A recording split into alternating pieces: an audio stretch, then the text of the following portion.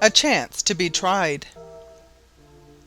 The brave fellows knew it then, and that they might not add to the cares of their chief, had pretended to know nothing, and had worked away at the preparations for the winter with the same zeal as the year before. Tears of emotion stood in Hobson's eyes, and he made no attempt to conceal them, but seizing Marbra's outstretched hand, he pressed it in his own. Yes, the soldiers all knew it, for Marbra had guessed it long ago. The filling of the reindeer trap with salt water, the non-arrival of the detachment from Fort Reliance, the observations of latitude and longitude taken every day, which would have been useless on firm ground, the precautions observed by Hobson to prevent anyone seeing him take the bearings, the fact of the animals remaining on the island after winter had set in, and the change in the position of the cardinal points during the last few days, which they had noticed at once, had all been tokens easily interpreted by the inhabitants of Fort Hope. The arrival of Kalumah had puzzled them, but they had concluded that she had been thrown upon the island in the storm, and they were right, as we are aware. Marbre, upon whom the truth had first dawned, confided his suspicions to Mac Nab the carpenter and Ray the blacksmith. All three faced the situation calmly enough, and agreed that they ought to tell their comrades and wives, but decided to let the lieutenant think they knew nothing, and to obey him without question as before. "You are indeed brave fellows, my friends," exclaimed Mrs Barnett, who was much touched by this delicate feeling. "You are true soldiers." "Our lieutenant may depend on us," said Mac Nab. "He has done his duty, and we will do ours." "I know you will, dear comrades," said Hobson, "and if only heaven will help and not forsake us, we will help ourselves." The lieutenant then related all that had happened since the time when the earthquake broke the isthmus, and converted the districts round Cape Bathurst into an island. He told how, when the sea became free from ice in the spring, the new island had been drifted more than 200 miles away from the coast by an unknown current, how the hurricane had driven it back within sight of land, how it had again been carried away in the night of the 31st August, and lastly, how Kalumah had bravely risked her life to come to the aid of her European friends. Then he enumerated the changes the island had undergone, explaining how the warmer waters had worn it away, and his fear that it might be carried to the Pacific, or seized by the Kamtchatka current, concluding his narrative by stating that the wandering island had fully stopped on the 27th of last September. The chart of the Arctic seas was then brought, and Hobson pointed out the position occupied by the island, 600 miles from all land. He ended by saying that the situation was extremely dangerous, that the island would inevitably be crushed when the ice broke up, and that, before having recourse to the boat, which could not be used until the next summer, they must try to get back to the American continent by crossing the ice field. "We shall have 600 miles to go in the cold and darkness of the polar night. It will be hard work, my friends, but you know as well as I do that there can be no shrinking from the task." "When you give the signal to start, Lieutenant, we will follow you," said Mac Nab. All being of one mind, the preparations for departure were from that date rapidly pushed forward. The men bravely faced the fact that they would have 600 miles to travel under very trying circumstances. Sergeant Long superintended the works, whilst Hobson, the two hunters, and Mrs Barnett often went to test the firmness of the icefield. Kalumah frequently accompanied them, and her remarks, founded on experience, might possibly be of great use to the lieutenant. Unless they were prevented, they were to start on the 20th November, and there was not a moment to lose. As Hobson had foreseen, the wind having risen, the temperature fell slightly, and the column of mercury marked 24 degrees Fahrenheit. Snow, which soon became hardened, replaced the rain of the preceding days. A few more days of such cold, and sledges could be used. The little bay hollowed out of the cliffs of Cape Michael was partly filled with ice and snow, but it must not be forgotten that its calmer waters froze more quickly than those of the open sea, which were not yet in a satisfactory condition. The wind continued to blow almost incessantly, and with considerable violence, but the motion of the waves interfered with the regular formation and consolidation of the ice. Large pools of water occurred here and there between the pieces of ice, and it was impossible to attempt to cross it. "The weather is certainly getting colder," observed Mrs Barnett to Lieutenant Hobson as they were exploring the south of the island together on the 10th November. "The temperature is becoming lower and lower, and these liquid spaces will soon freeze over." "I think you are right, madam," replied Hobson, "but the way in which they will freeze over will not be very favourable to our plans. The pieces of ice are small, and their jagged edges will stick up all over the surface, making it very rough, and if our sledges get over it at all, it will only be with very great difficulty." "But," resumed Mrs Barnett, "if I am not mistaken, a heavy fall of snow, lasting a few days or even a few hours, would suffice to level the entire surface." Yes, replied Hobson, "but if a snow should fall, it will be because the temperature has risen, and if it rises, the ice field will break up again, so that either contingency will be against us."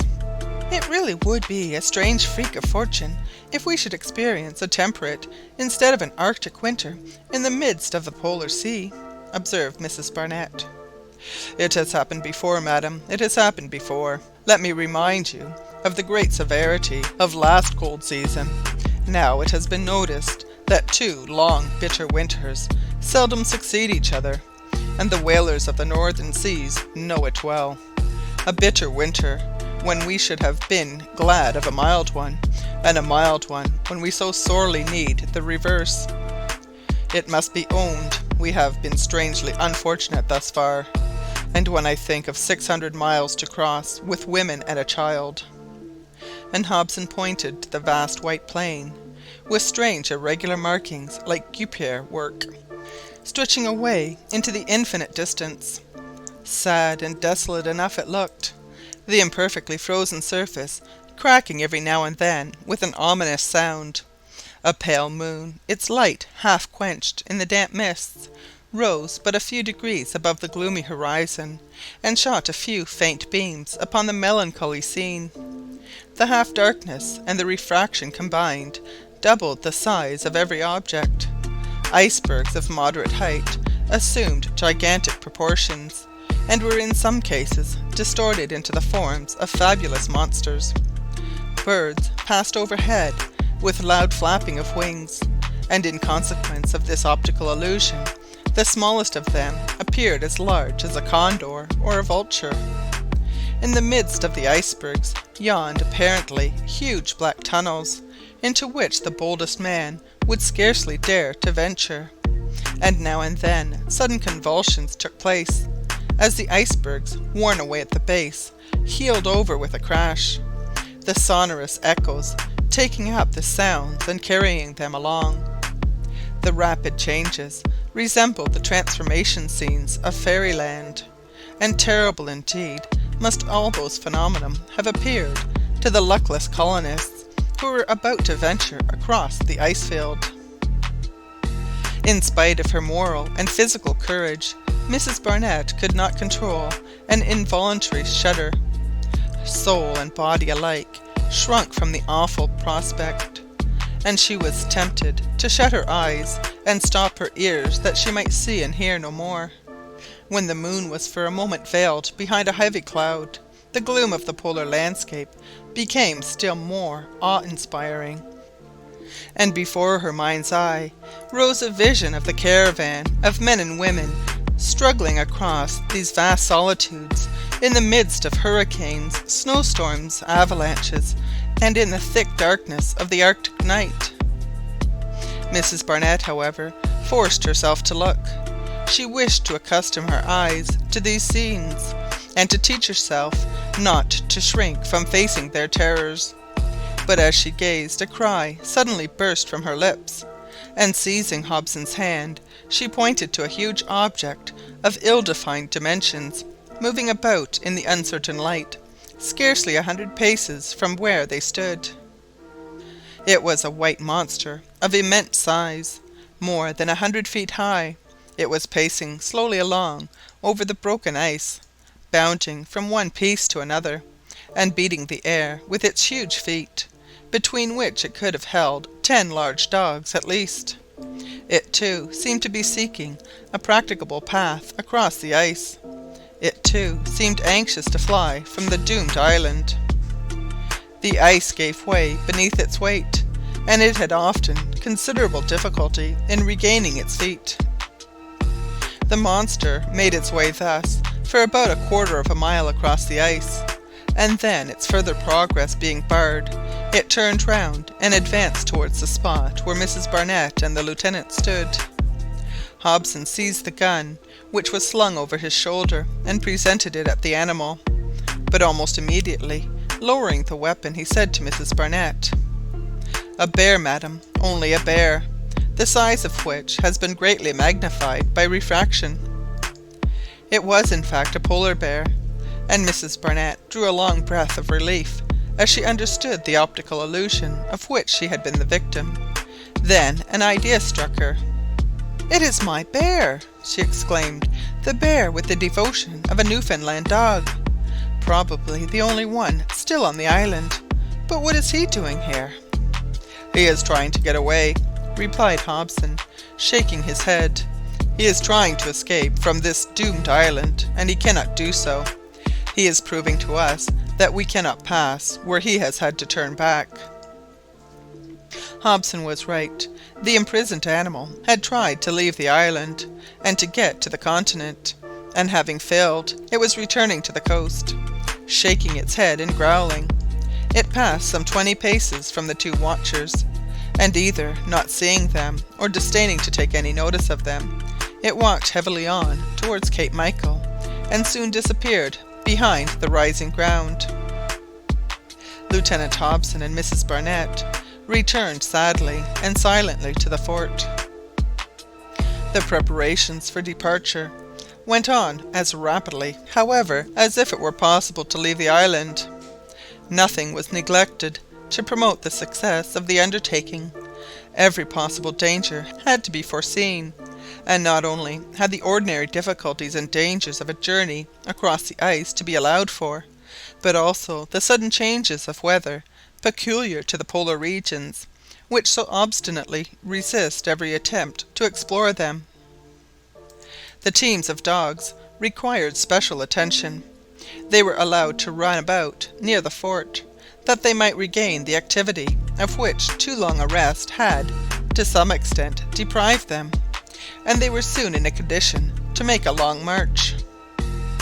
The sledges were carefully examined and repaired. The rough surface of the icefield would give them many violent shocks, and they were therefore thoroughly overhauled by Mac Nab and his men, the inner framework and the curved fronts being carefully repaired and strengthened. 2 large wagon sledges were built, one for the transport of provisions, the other for the peltries. These were to be drawn by the tame reindeer, which had been well trained for the service.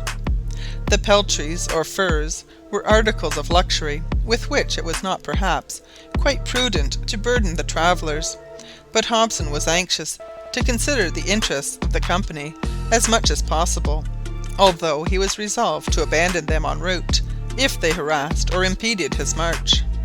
No fresh risk was run of injury of the furs, for of course they would have been lost if left at the factory. It was of course quite another matter with the provisions, of which a good and plentiful supply was absolutely necessary. It was of no use to count on the product of the chase this time. As soon as the passage of the icefield became practicable, all the edible game would get on ahead and reach the mainland before the caravan. 1 wagon sledge was therefore packed with salt meat, corned beef, hare pâtés, dried fish, biscuits, the stock of which was unfortunately getting low, and an ample reserve of sorrel, scurvy grass, rum, spirits of wine for making warm drinks, etc., etc.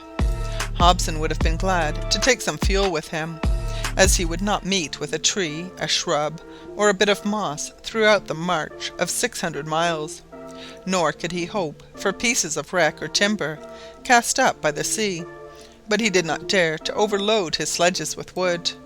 Fortunately there was no lack of warm, comfortable garments, and in case of need they could draw upon the reserve of the peltries in the wagon.